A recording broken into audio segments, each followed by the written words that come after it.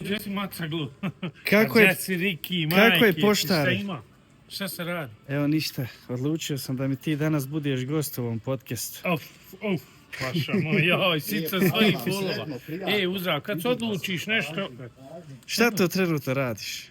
pravim neke kajše.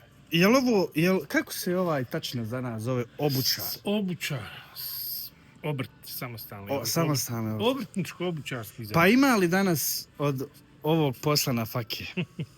Pa da nema, ne bi bio ovdje. Bio bi tamo negdje prodavao maglu po pojedinci. Imaš li nešto da poručiš mladim ljudima, recimo? Pa da se ne stide svog identiteta. Da se ne stide svog identiteta. I da budu ono što oni hoće. A šta bi poručio mladim ljudima koji recimo imaju priliku da naslijede od svojih roditelja ovako neki stari zanat, a oni to... Najbolja stvar, već uhodane neke, što bi rekli, kako kažu stari ljudi, neki već staza neka napravljena, ti samo slijediš taj put. Eto, bio je to obučar, moj drug, evo ovdje njegovo ime. Adnan Pinto, hvala ti što si bio moj gost. Pa gdje si Riki, joj.